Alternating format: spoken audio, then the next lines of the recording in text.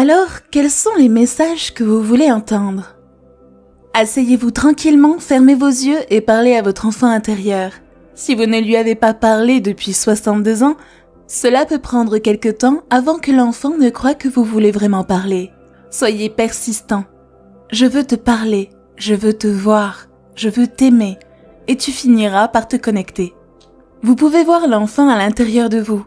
Vous pouvez le sentir ou vous pouvez l'entendre. Une des déclarations que vous pouvez faire quand vous parlez d'abord à votre enfant est une excuse. Dites que vous êtes désolé de ne pas lui avoir parlé pendant toutes ces années, ou que vous êtes désolé de l'avoir grondé pendant si longtemps. Dites à l'enfant que vous voulez rattraper tout le temps passé loin l'un de l'autre. Demandez-lui comment vous pouvez le rendre heureux. Demandez à l'enfant ce qui lui fait peur. Demandez comment vous pouvez l'aider et demandez-lui ce qu'il attend de vous. Commencez par des questions simples et vous obtiendrez les réponses. Que puis-je faire pour te rendre heureux? Qu'aimerais-tu aujourd'hui? Par exemple, vous pouvez dire à l'enfant « Je vais travailler, que veux-tu faire ?» Ils peuvent répondre « Aller à la plage ?» La communication aura commencé. Avec les yeux de votre esprit, regardez-le aller à la plage et s'amuser. Soyez consistant. Si vous ne pouvez prendre que quelques instants par jour pour commencer à vous connecter avec la petite personne à l'intérieur de votre vie, la communication avec votre enfant intérieur sera bien meilleure. Certains d'entre vous sont peut-être déjà en train de travailler sur l'enfant intérieur. Parenting par John Pollard est excellent et il est rempli de merveilleux exercices et activités que vous pouvez faire avec votre enfant intérieur. Si vous êtes sérieux au sujet de faire un travail pratique avec votre enfant intérieur, je vous recommande de prendre ce livre. Comme je l'ai déjà dit, il y a beaucoup d'aides offertes dans ce domaine. Vous n'êtes pas seul et impuissant, mais vous devez tendre la main et demander de l'aide afin que vous puissiez obtenir de l'aide. Une autre suggestion que j'ai est de vous trouver une photo de vous-même comme un enfant et regardez vraiment la photo. Voyez-vous un petit enfant misérable? Voyez-vous un enfant heureux? Peu importe ce que vous voyez, connectez-vous avec lui. Si vous voyez un enfant effrayé, demandez pourquoi il a eu peur et commencez à faire quelque chose pour qu'il se sente mieux. Trouvez plusieurs photos de votre jeune moi et parlez à l'enfant sur chaque photo. Cela aide également à parler à votre enfant dans le miroir. Si vous aviez un surnom en tant qu'enfant, utilisez ce nom. Ayez une boîte de mouchoirs à portée de main. Je vous suggère de vous asseoir devant un miroir parce que si vous vous tenez debout, dès que cela devient difficile, vous sortirez en courant. Alors asseyez-vous avec votre boîte de mouchoirs et commencez à parler. Un autre exercice que vous pouvez faire est de communiquer à nouveau en écrivant beaucoup. Beaucoup d'informations feront surface. Utilisez 2 couleurs différentes, stylo ou feutre. Avec un stylo de couleur, dans votre main dominante, écrivez une question. Avec l'autre stylo de couleur, dans votre main non dominante, laissez votre enfant écrire la réponse. C'est un exercice très fascinant. Lorsque vous écrivez la question, l'adulte pense qu'il connaît la réponse, mais au moment où vous prenez le stylo avec la main maladroite, la réponse sort souvent tout à fait différemment que prévu. Vous savez, beaucoup d'entre vous aimaient probablement dessiner et colorier quand vous étiez petit enfant. Jusqu'à ce qu'on vous dise d'être soigné et de ne pas dessiner en dehors des lignes. Alors, recommencez à dessiner. Utilisez votre main non dominante pour dessiner une image d'un événement qui vient de se produire et remarquez ce que vous ressentez. Posez une question à votre enfant et laissez-le simplement dessiner avec la main non dominante et voyez ce que cela montre. Si vous pouvez vous réunir avec d'autres dans de petits groupes de base ou des groupes de soutien, vous pouvez travailler sur ces idées ensemble. Vous pouvez tous laisser vos enfants intérieurs dessiner des images, puis vous pouvez vous asseoir et discuter de ce que les images signifient. Les informations que vous recevez peuvent être étonnamment perspicaces. Jouez avec votre petit enfant, faites des choses que votre enfant aime faire?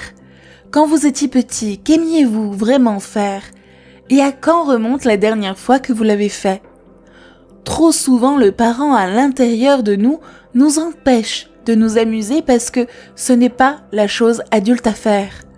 Alors prenez le temps de jouer et amusez-vous à faire les choses stupides que vous faisiez quand vous étiez jeune, comme sauter dans des tas de feuilles ou courir sous le tuyau d'arrosage.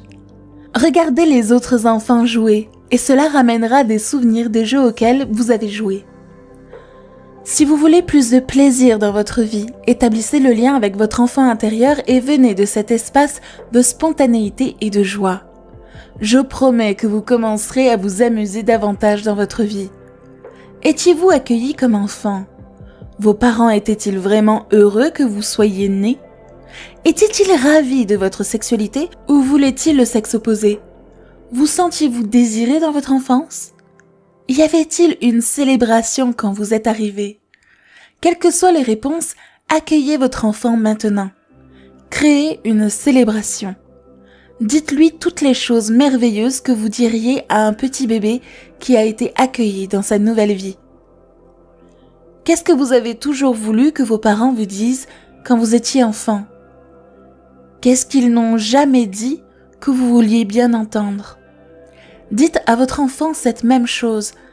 Dites-le à votre enfant tous les jours pendant 1 mois, tout en regardant dans le miroir. Et voyez ce qu'il se passe. Si vous avez eu des parents alcooliques ou violents dans votre enfance, vous pouvez méditer et les visualiser comme des personnes douces et sobres. Donnez à votre enfant ce qu'il veut. Il a probablement été privé depuis trop longtemps. Commencez à visualiser le genre de vie que vous aimeriez avoir avec cet enfant. Quand l'enfant se sent en sécurité et heureux, il peut vous faire confiance. Demandez qu'est-ce que je dois faire pour que tu puisses me faire confiance à nouveau. Vous serez étonné de certaines des réponses. Si vous aviez des parents qui ne vous aimaient pas du tout et c'est vraiment difficile pour vous de s'identifier à eux, trouvez une image de ce que vous pensez d'un père aimant ou d'une mère aimante.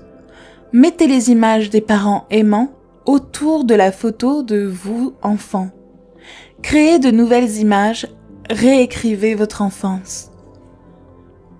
Les croyances que vous avez apprises quand vous étiez petit sont toujours à l'intérieur de l'enfant. Si vos parents avaient des idées rigides et que vous êtes très dur avec vous-même, ou vous avez tendance à construire des murs, votre enfant suit probablement encore les règles de vos parents. Si vous continuez à vous en prendre à vous-même pour chaque erreur, cela doit être très effrayant pour votre enfant intérieur de se réveiller le matin. Allez-vous me crier dessus aujourd'hui? Ce que nos parents nous ont fait dans le passé était leur conscience. Nous sommes les parents maintenant. Si vous refusez toujours de prendre soin du petit enfant, vous êtes coincé dans un ressentiment pharisaïque invariablement. Cela signifie qu'il y a encore quelqu'un à pardonner. Alors, qu'est-ce que vous ne vous êtes pas pardonné? De quoi avez-vous besoin pour lâcher prise? Quoi que ce soit, laissez-le aller. Si nous ne donnons pas d'éloge et d'attention à l'enfant, maintenant nos parents ne sont pas à blâmer. Ils faisaient ce qu'ils pensaient être juste dans cet espace et à ce moment particulier. Mais maintenant, dans le moment présent, nous savons ce que nous pouvons faire pour nourrir l'enfant en nous. Ceux d'entre vous qui ont eu un animal de compagnie savent ce que c'est que de rentrer à la maison et que l'animal vous accueille à la porte. Il se fiche de ce que vous portez. Il ne se soucie pas de votre âge ou si vous avez des rides ou combien d'argent vous avez gagné aujourd'hui. L'animal se soucie seulement que tu sois là. Il t'aime. Inconditionnellement. Faites ça pour vous, soyez ravis que d'être vivant et d'être ici.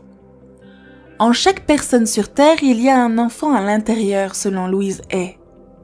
Quand une personne vieillit, elle doit faire face à la réalité de la vie.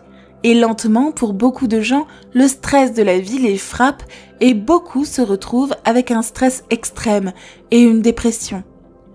Louise Hay a déclaré que pour trouver la paix intérieure, il faut faire la paix avec l'enfant à l'intérieur. de cet enfant qui représente le temps de votre jeunesse et de votre bonheur. Parce que cet enfant est qui vous êtes et si l'enfant est triste et déprimé, vous vous sentirez aussi de la même façon. J'espère que vous avez apprécié la vidéo et assurez-vous de partager vos réflexions avec nous dans la section des commentaires. À bientôt sur Espace Motivation.